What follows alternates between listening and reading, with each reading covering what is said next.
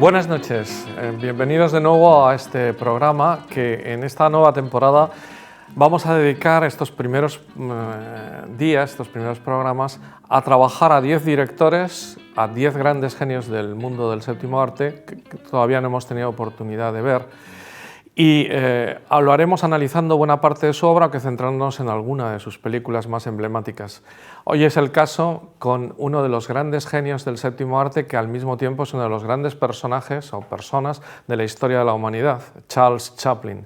Un artista completo, completísimo, llegó a componer incluso la música de sus películas. En eso supera incluso a Orson Welles, que también fue guionista, director, actor. Charles Chaplin lo era todo. Uno de los grandes humanistas de la historia de lo que ha sido el humanismo a lo largo de todos los tiempos, desde el Renacimiento e incluso desde Grecia. Una de las grandes cosas que yo valoro de la vida de Charles Chaplin es que le hicieron doctor honoris causa por la Universidad de Oxford, porque es uno de los grandes universitarios también, aunque no estudiese ninguna carrera. Pero ese alma mater, no basta repasar la serie de gente a la que le dio el doctorado honoris causa. Es espectacular que Chaplin esté entre ellos, porque era realmente un humanista de cuerpo entero. Un hombre creador de uno de los personajes más significativos de la historia del cine, y yo me atrevo a decir que casi de la historia de la literatura y de todo. El personaje de Charlotte, como se llamó en España, que sí que eso sí que es patrimonio de la humanidad, universal, total, el personaje que más estatuas tiene por todo el mundo. Además, un campeón de la libertad. De hecho, Chaplin decía, porque le acusaron muchas veces de ser comunista, bueno, al principio fue un campeón de la libertad aceptado por todo el mundo gracias al gran dictador. Pero más tarde, con ese periodo tan oscuro que hubo en Norteamérica durante el periodo de posguerra con el Comité de Actividades Antiamericanas, le persiguieron y al final tuvo que irse de Estados Unidos en el año 51 y fue acusado de comunista. Él decía que solamente tenía un credo político, que era la libertad. Y si se fijan, hay una escena bien bonita con esa ironía, y con esto comenzamos, con esas imágenes espectaculares de Chaplin, con esa ironía que tenía para estas cosas y para reírse de sí mismo y de las cosas que le sucedían alrededor. En la película Tiempos modernos hay un momento en que se produce ese equívoco de confundirle con un comunista, porque hay un camión que pasa, por cierto, uno de los poquísimos travelings que hay en la historia del cine de Chaplin. Vemos la cámara desde el camión, que lleva una bandera roja precisamente porque lleva unas cuantas cosas largas y señala el final de esa, lo que llevan siempre los camiones estos, una bandera roja al final. La bandera se cae, él la recoge e intenta avisarle moviendo la bandera de que se le ha caído, y en ese momento toda una manifestación se le pega detrás y empieza a andar detrás suyo, y él se convierte en el líder de la manifestación sin pretender más que devolver la bandera, y al final, aunque llega la policía y tal y se esconde en una alcantarilla, al final aún le cogen como líder de esa supuesta manifestación comunista. Bueno, eso es un reflejo del arte de Chaplin, como el arte supera también incluso a su propia vida. Bien, Chaplin, por lo tanto, como autor total, como humanista impresionante, como amante del cine mudo, ya hablaremos de eso después, era un hombre enamorado de la pantomima desde pequeño. Nació en Londres en 1889, el 16 de abril, como otros muchos grandes del cine norteamericano, como Hitchcock, Cary Grant, él era británico. De una familia, tiene una infancia totalmente dickesiana, una familia absolutamente, digamos, falta de cariño, pobre, el padre alcohólico, una vez se le encontró por la calle y ni siquiera le reconoció, que murió cuando tenía él 37 años y 12 creo que tenía Chaplin, su madre con problemas psiquiátricos, acabó en un manicomio, y una infancia pues un tanto desdichada. A los 5 años empieza a actuar con esa facilidad que tuvo siempre para la pantomima. Era también un gran atleta, esas cosas que hacía de caerse, levantarse, espectacular, el cuerpo lo tenía siempre muy bien formado. Empezó a los 5 años sustituyendo a su madre, porque sus padres trabajaban en el Music Hall, y él desde el principio vivió ese mundo de artistas y quería ser un gran actor. Trabajó de diversas cosas para ganarse dinero, etc. Y el momento importante en su vida es cuando entra en la compañía de Fred Karno, que era una compañía de actores mudos que iban por ahí de teatro en teatro. Durante 2 años estuvo incluso trabajando en París con esta compañía, y el año 12, del 10 al 12 mejor dicho, se traslada a Estados Unidos y en Estados Unidos, por cierto, compartió habitación en una residencia en Nueva York, en una de estos sitios cutres también, ¿no? Residencias, llamarle mucho, con Stan Laurel, que luego sería el flaco del Gordo y el Flaco, que siempre fueron muy buenos amigos. Y los dos trabajaban para Carno, estuvieron trabajando en varios teatros del espectáculo en Broadway y en toda la zona de Nueva York, y ahí le descubrió Mack Sennett. Mack Sennett, el gran director y productor de películas del cine mudo, sobre todo del cine cómico, el inventor de casi todos los gags, estos que estamos habituados a ver, tenía una compañía, una productora que se llama la Keystone, y ahí incluyó inmediatamente a Chaplin, que se convirtió en uno de los grandes de la Keystone y casi inmediatamente. De hecho, parece ser que fue Mabel, la famosa actriz del teatro, del cine cómico mudo, la que también le vio, bueno, no está muy claro si fue el propio Mack Sennett o ella la que le dijo a Mack Sennett, mira, porque fue su primera compañera en la Keystone, estuvo durante mucho tiempo trabajando con ella. Bueno, pues hizo ya ese mismo año 35 cortometrajes para la Keystone. Luego crearía el famoso personaje, el gran personaje de Charlotte, que ha sido lo que le ha marcado a lo largo de toda su vida y con el cual reflejaba todo su mundo interior tan rico, tan lleno de ideas, tan lleno de ese arte tan impresionante que tiene el mundo de Chaplin. Bien, ese personaje tiene una fecha de nacimiento, el 7 de febrero de 1914, un poco antes de la Primera Guerra Mundial, y en una película que se llama Carreras Desesperadas, sería la traducción así más fácil, que por cierto es un título que luego haría él muy famoso porque estaba todo el día con carreras desesperadas a lo largo de todas sus películas. Si tiene un inicio, tendrá también un final, hablaremos de ello, pero vamos con el personaje que él creó. Este personaje era un personaje que intentaba ser contradictorio desde el primer momento y para ello ya se veía en la vestimenta, utilizó la vestimenta. Una chaquetilla estrecha y abotonada junto con unos pantalones enormes, anchísimos, a veces casi abombachados, ¿no? Un sombrero pequeño, bombín, pero unos zapatones enormes, grandiosos, ¿no? Llenos de agujeros, que incluso le dio lugar a una de las escenas más hilarantes y más divertidas de todo el mundo de Chaplin, que es cuando se come esa bota en La Quimera del Oro, haciendo que los cordones sean como espaguetis, los clavos como huesecitos, etc. Bien, esos zapatones gigantes, el bastón, que le hace ser un tanto caballero, pero al mismo tiempo andares de pato.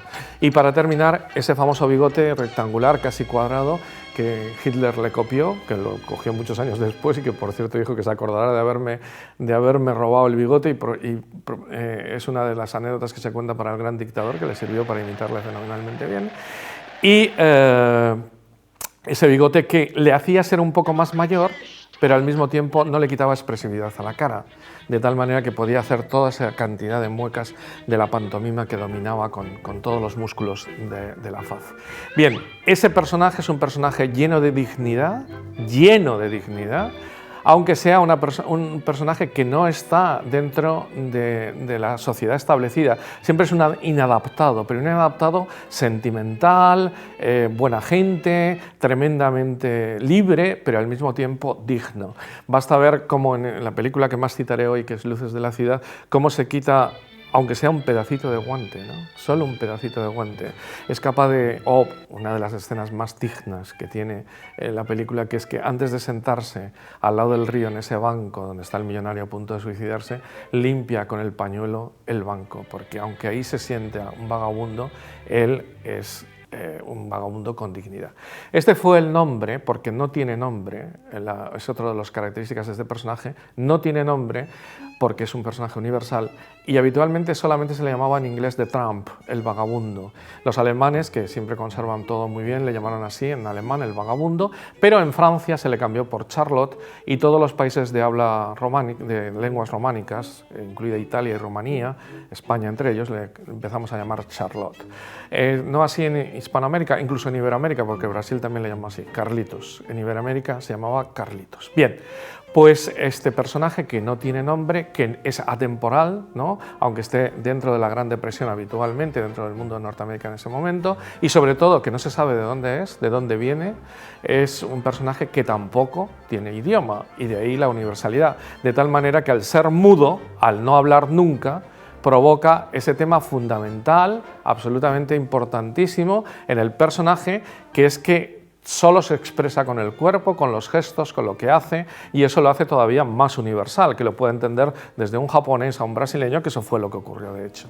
Esta atemporalidad se puso en juego muy duramente cuando nació el sonoro, porque el 28 nace el sonoro, el famoso cantor de jazz, la gente quiere películas sonoras, al principio Chaplin pensó que sería una cosa pasajera, pero en ese momento empezaba a rodar Luces de la ciudad, y al hacer Luces de la ciudad, quiso mantenerla muda y por lo tanto en medio del sonoro, la película se estrena en el año 31, sigue siendo una película muda e incluso el año 35, cuando hace Tiempos modernos, que es el final del personaje de Chaplin, sigue siendo del personaje de Charlotte, sigue siendo una película muda, aunque ahí le oímos por primera vez su voz en una canción con un lenguaje absolutamente incomprensible, que es parte de que esa universalidad, que no sea una canción ni en inglés, ni en italiano, ni en ningún idioma.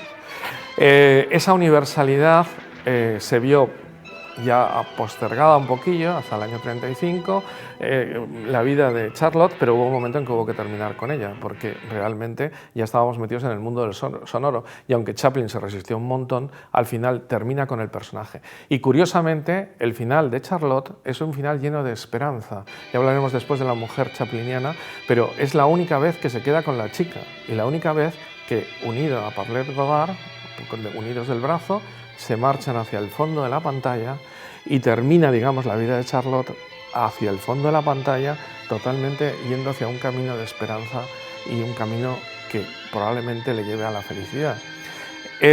Diríamos que existe ese final, claro, pero hay quizá otros dos finales. El segundo final de Charlotte, en sentido positivo, sería Candilejas, aunque el personaje se llama Calvero, ya no lleva el bigote, pero es un homenaje a todo el cine mudo, incluso la famosísima escena en la que por última vez actúa Buster Keaton y él haciendo una escena de cine mudo en mitad de un escenario, y la escena final en la que Calvero muere.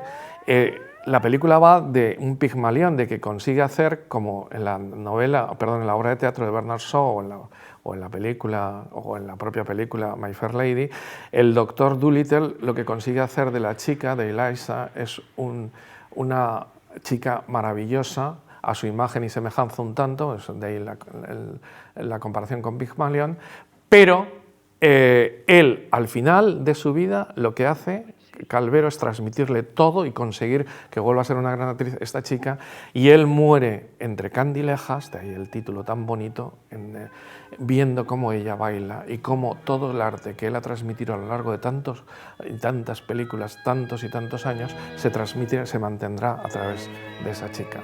Y citaba un tercer final que puede ser esa némesis, ese contrario de Chaplin, el anti-Chaplin, que es Monsieur Verdoux, que es yéndose también hacia el fondo, pero acompañado de los policías hacia el patíbulo, ya que Monsieur Verdoux pues, es un asesino, como saben, de viudas. Bien, en este sentido, digamos, el personaje de Charlotte vivió sus años más impresionantes en toda la etapa de la Keystone, de la S&A, de la Mutual y de la First National, para llegar, que son los años, bueno, él trabajó en la Keystone el 14, el S&A pasa al 15, la Mutual el 16, cuando comienza todo el ambiente posterior a la Primera Guerra Mundial, él se ampara en la First National y ahí hace una serie de películas fabulosas. La última de ellas, El Chico, ya une con la creación de la United Artists. La United Artists es lo que dio tanta libertad a Chaplin de poder hacer lo que quiso y de poder hacer ya largometrajes. Hasta ese momento todos eran cortos, El Chico es como una especie de bisagra, está entre corto y largo, es un mediometraje, y al crear la United Artists nada menos que con uno de los mejores directores del momento, Griffith, y con los dos mejores actores o los más adinerados en ese momento, la pareja que formaba Merrick Bickford, la reina del cine mudo, y Douglas Fairbanks, el rey de las películas de aventuras del cine mudo, esos cuatro grandes, Chaplin, Fairbanks, Pickford y Griffith fundaron la United Artists. Y él, ya como productor, pudo hacer su quinteto fabuloso, el que digamos que es la maravilla de las maravillas, que empezaría con el circo, ya digo que como bisagra, todavía no es de la United Artists, pero ya él lo produce. Luego vendría el circo. Vamos a dejar Una mujer de París al margen porque no es una película de Charlotte y es una película muy complicada. Vamos a quedarnos con el circo, con Luces de la ciudad, Tiempos modernos y El gran dictador.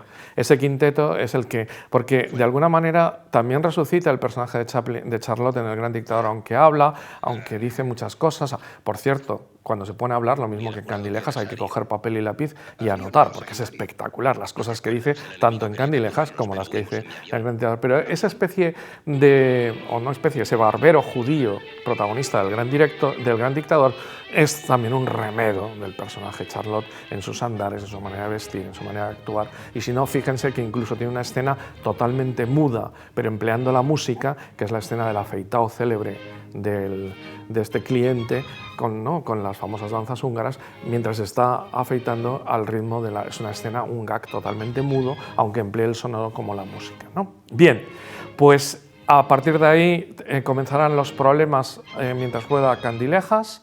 En el estreno de Candilejas, cuando está pasando por Europa antes del estreno, ya se tiene que quedar en Europa, y a partir de Candilejas el mundo de Chaplin es ya europeo y realiza sus últimas películas en Europa, La condesa de Hong Kong y El rey de Nueva York.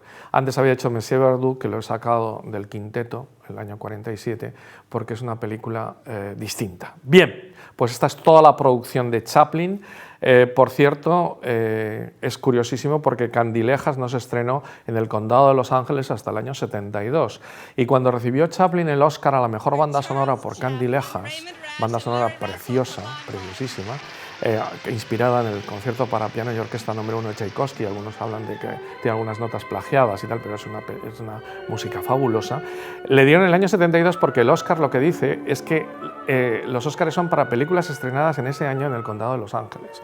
Y como los Candilejas no se estrenó hasta el 72, le dieron el Oscar en el año 72, cuando Chaplin estaba a pocos años de morirse. Se murió en la Navidad del 77, precisamente el día de Navidad, el 25 de diciembre. Bien, en Suiza, porque él vivió los últimos años de su vida en esa casa de Suiza, casada ya desde el año 43 con Oona O'Neill, la hija del famoso dramaturgo, que por fin consiguió la estabilidad, que le dio 6 hijos, entre ellos Geraldine Chaplin, muy conocida por el mundo español, que fue musa muchos años de Carlos Saura, y esos 6 niños, por ejemplo, algunos de ellos aparecen en el inicio de Candilejas, y esa estabilidad final en Suiza y tal, pues estuvo muy tranquila, le visitaban muchísimos autores, artistas, etc. Bien, este es el resumen de la vida de Chaplin.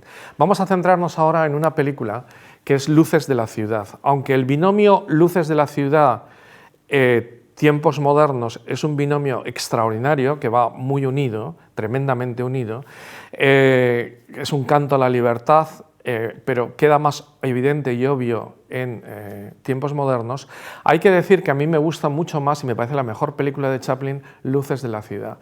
Pensaba que estaba solo en esta idea cuando era joven, pero luego leyendo y viendo entrevistas de muchos directores, opinan lo mismo Orson Welles, opina lo mismo Woody Allen, opina lo mismo Tarkovsky, o sea que con estos tres, y no digamos nada, gente como Erice, que escogió, Víctor Erice, nuestro gran director, escogió la escena final de la que hablaré al final de esta presentación, como la mejor escena. Bueno, tuvo que escoger una para dar una conferencia en un sitio que eran las mejores escenas de la historia del cine y escogió esta, la escena final de Luces de la ciudad. Algún director como Martin Brest, el director de Huida a medianoche, por ejemplo, un director actual, opina que es la mejor película de todos los tiempos. Y la American Film Association, la AFI, ha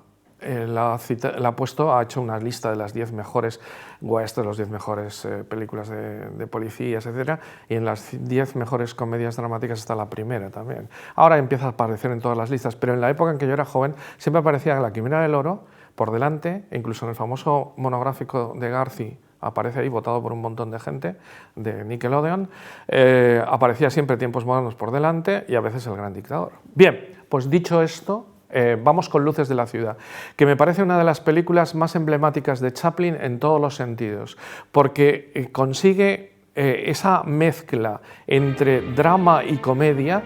Él le llama una comedia romántica, ¿no?, en forma de pantomima, pero realmente es un melodrama con comedia, esa mezcla que solamente puede tener él entre la comedia y el drama.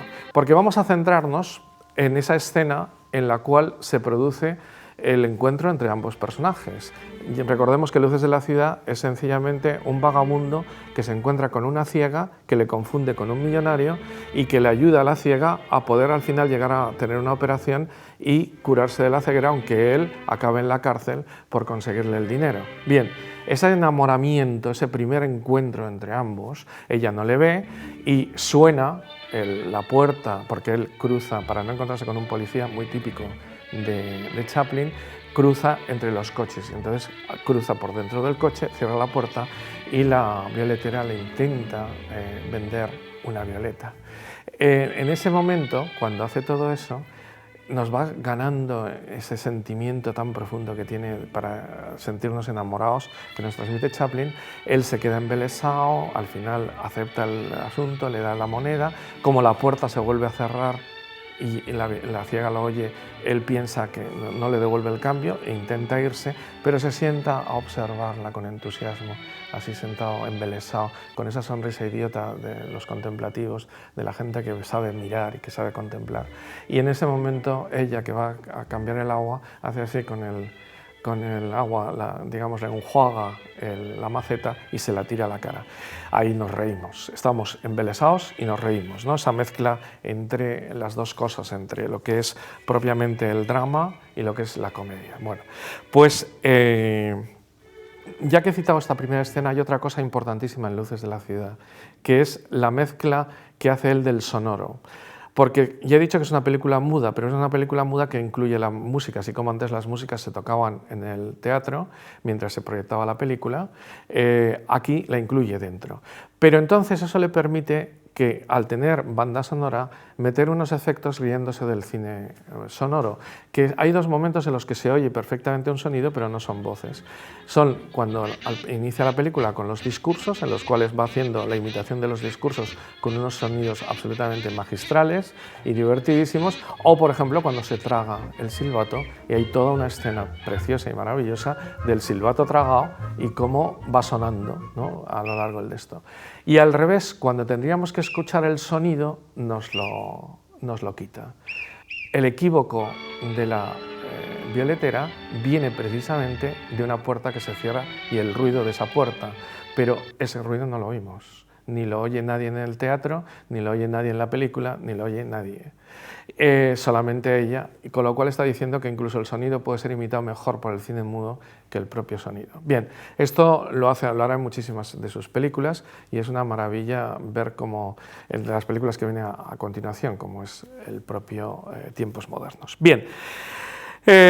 Dichas estas dos cosas, por cierto, puedo hacer ahora un inciso sobre la música. Él triunfó con las músicas, ya os he dicho antes, pero una de las cosas que la gente sabe poco es que dos canciones, Sonrisa, una canción de Tiempos modernos que Nat King Cole la hizo famosísima, o otra canción de Esta es mi canción, que es de La Condesa de Hong Kong, cantada por Petula Clark, también se hizo número 1.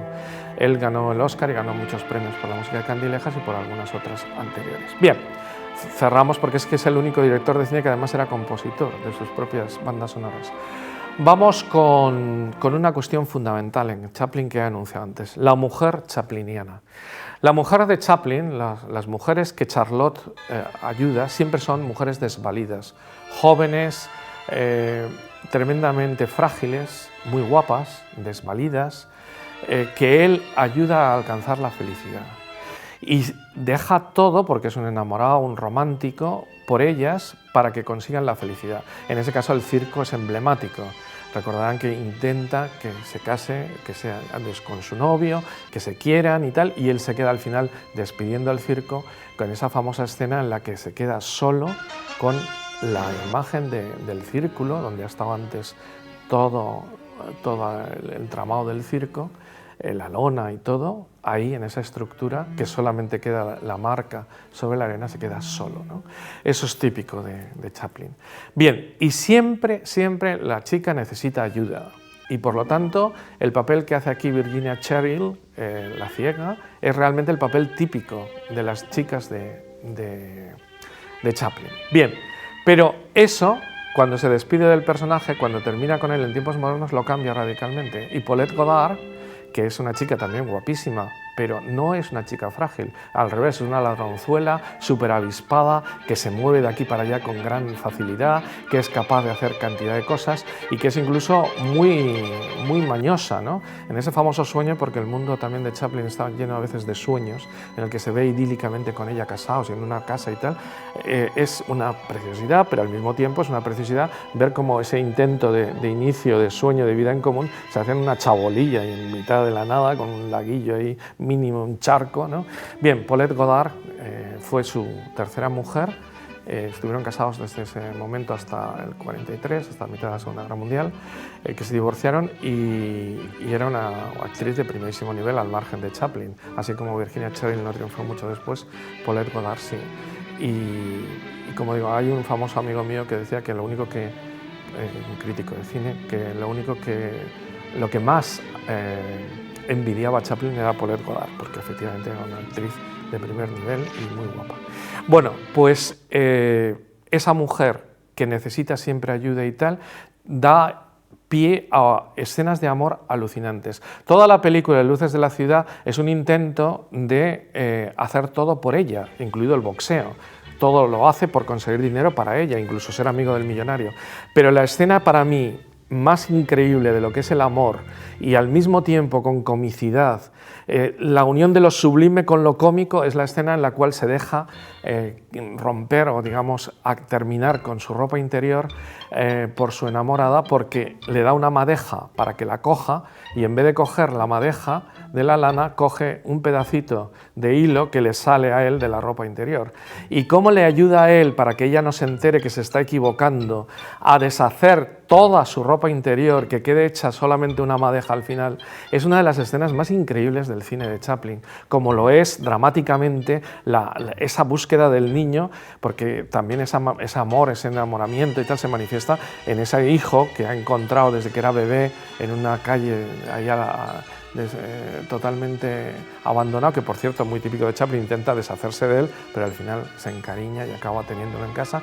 Pues cuando se lo quita la policía, esa lucha por los tejados, de esa búsqueda de perseguido por la policía y con el coche debajo, con el niño chillando y tal, bueno, esa es una escena de amor maravillosa de padre a hijo, pero esta escena que es quieta, con un único plano, absolutamente centrada solo en la pareja y no precisamente un beso, sino los dos ahí puestos uno al lado del otro, es una escena fabulosa, impresionante, maravillosa.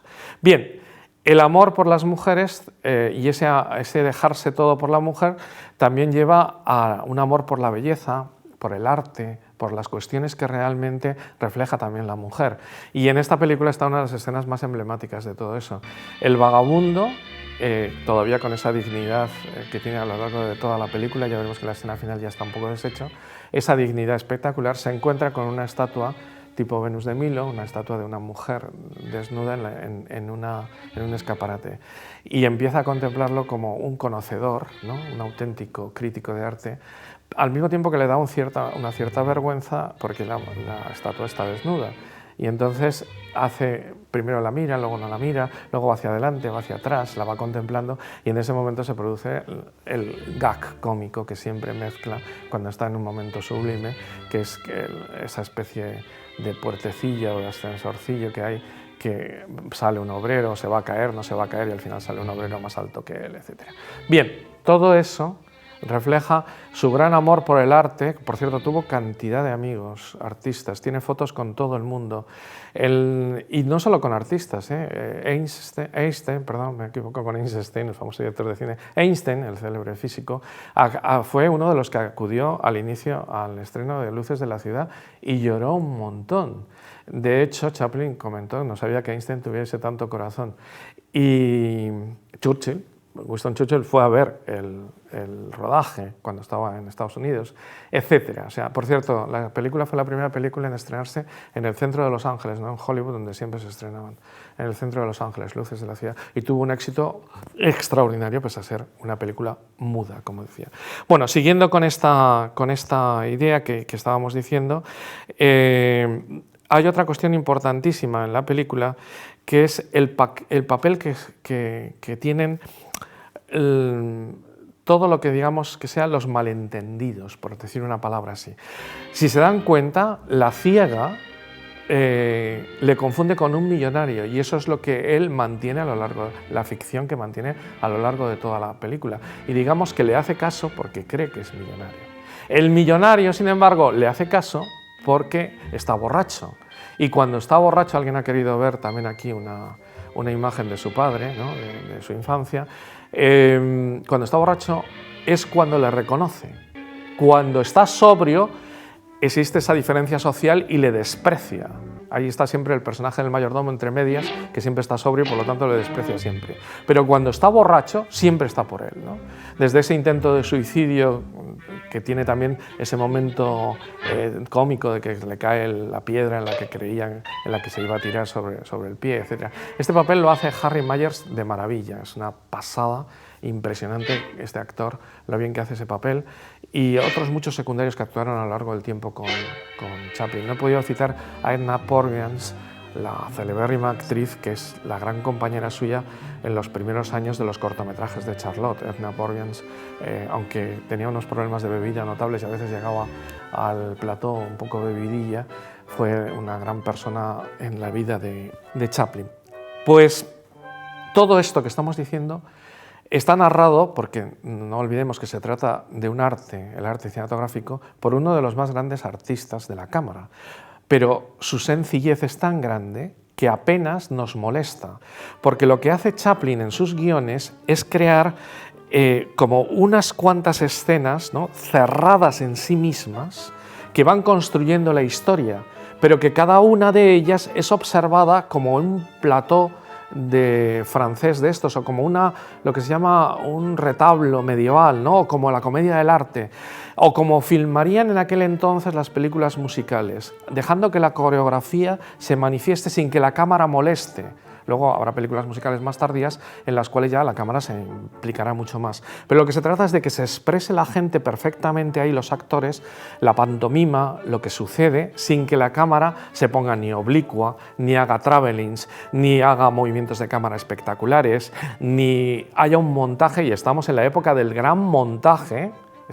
Estamos hablando de los años 28, cuando Eisenstein y todos los grandes de la escuela soviética, Pudovkin, etcétera, hablaban como que el montaje lo era todo, y no digamos nada cuando aparezca Orson Welles, etcétera. Pero él, sin embargo, es muy sencillo en el planteamiento. La cámara se queda quieta, o se mueve lo suficiente, o hay una planificación, ya lo veremos en la escena final con la que terminaré, es sencillo, una sencillez muy pensada, ¿eh? Tengan ustedes en cuenta que hizo 300 veces, repitió la escena de la violetera, esta escena que he relatado al principio, cuando se encuentran los dos, la hizo 300 veces. Las películas de Chaplin, que algunas tenemos todo el minutaje que hizo, son casi una centésima parte de lo que rodó. De tal manera que aquí, por ejemplo, su perfección le lleva a eliminar una escena, porque esa es otra cosa de estas escenas cerradas, que pueden ser eliminadas. Puedes eliminar toda la escena del boxeo, siendo fundamental para entender algunas cosas, pero se puede eliminar y la película no perdería el argumento. Hay una escena que él intenta meter, que la tenemos, a Dios gracias, porque se ha mantenido, una maderita entre unas rejas que hay en la calle, las típicas rejas como las de Marilyn Monroe en La tentación vive arriba, meter por ahí la madera, y se está 10 minutos intentando meter a que acaba todo el público ahí alrededor y tal. Esa escena la cortó enterita, aunque se ha conservado, etcétera. Entonces, todo eso, esa sencillez, hace que la gente piense que está ante una película muy sencilla de narrar y al mismo tiempo que no le distraiga, ¿no? Él pone la cámara en el sitio donde mejor está para que se entienda la historia y que nadie se quede con los movimientos y con todo lo que es propiamente los grandes problemas, ¿no? La cámara, digamos, observa la escena y nos la muestra tal cual para que nosotros la interpretemos como queramos y sepamos verla, ¿no? Bien, entonces eso se ve como nunca en la escena final. Esa escena final, maravillosa, increíble, que Erice, como dije, la cogió para explicar cuál era la escena que quería explicar en un famoso ciclo, pues esa escena vamos a recordarla porque creo que es la maravilla número uno. No me gusta nunca tildar la mejor escena de la historia del cine, el mejor final de la historia del cine, pero uno de los mejores sin ninguna duda. Él acaba de salir de la cárcel años después de que consigue el dinero para la chica. La chica ya ha conseguido la operación y ya ve. Y él va derrotado, ya, ahí sí que ya perdió un tanto la dignidad, incluso va sin camisa, va con sus típicos rasgos, pero arrastrándose por la calle, totalmente destrozado. Y hay unos niños que se ríen de él, ya se reían antes, pero ahora se ríen más, tirándole con una cerbatana pequeños darditos. Y él les dice que lo ha visto y tal, pero en ese momento llega a la floristería y en la floristería no ve todavía lo que hay dentro, sino que sencillamente ve eso. Bien, pero en el momento en el que está regañando con los niños, ve una flor. Volvemos a oír la famosa tonadilla de La Violetera, que por cierto es de un español, del maestro Padilla, que al principio no aparecía en los títulos de crédito y después sí apareció, y que es el autor, es un actor almeriense de Valencia, por ejemplo, y de otras, El Relicario, etcétera, de muchas canciones tonadillas españolas famosísimas. La tonada de La Violetera suena porque ha visto una flor. Por cierto, plano detalle de la flor. Como ven, la planificación es perfecta cuando la necesita. Plano detalle de la flor, la recoge. Mientras tanto, hay una escena muy interesante, que es que al agacharse se le ve parte, por un agujero que tiene en el trasero, se le ve parte del pedazo de ropa interior que le queda.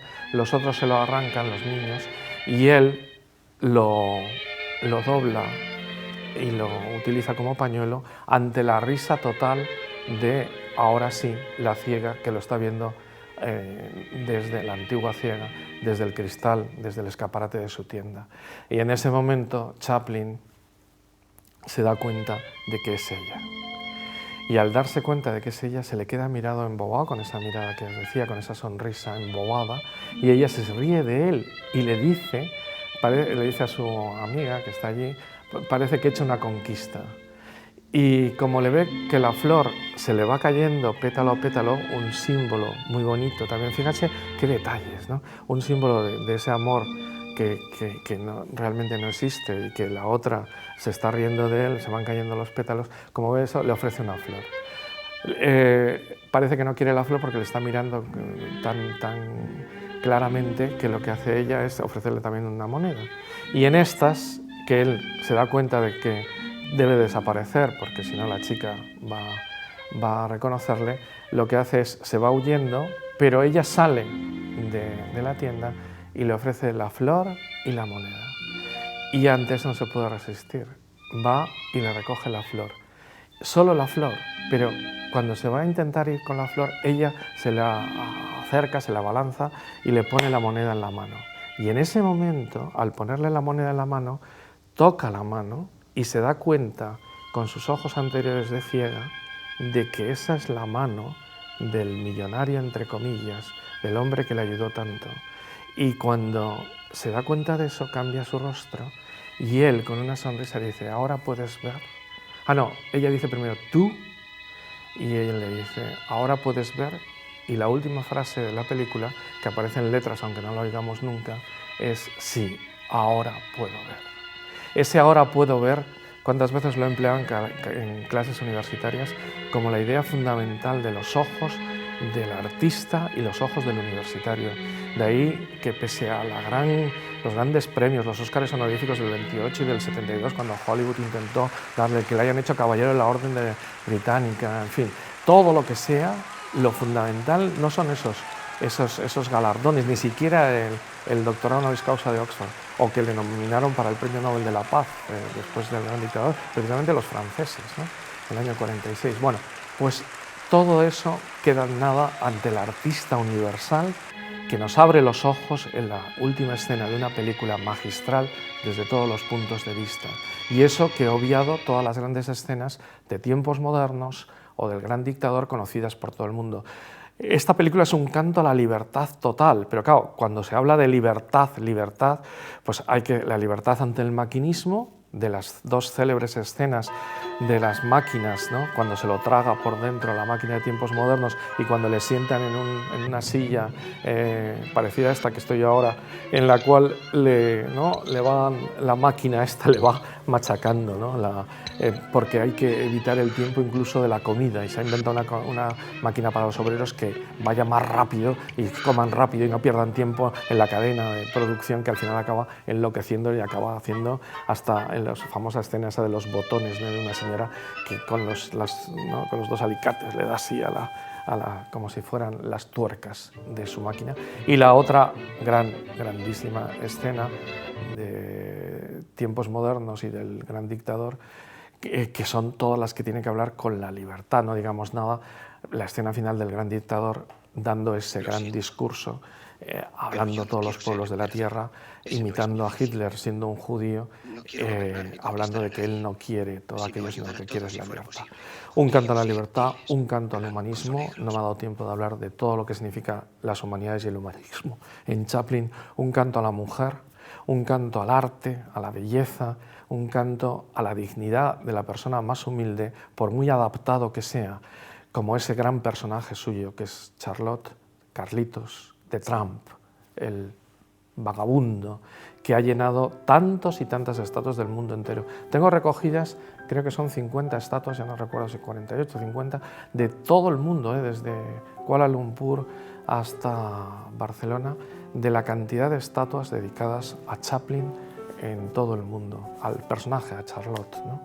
Bien, pues en este inicio de nueva temporada, donde vamos a tratar a los grandes directores que todavía no hemos traído a colación, Chaplin necesita tener su estrella en primer lugar, porque nos abrió un mundo, nos abrió su mundo, que es un mundo muy rico, y creó todo un gran espectáculo en el mundo del cine lleno de profundidad, de calor y de humanidad.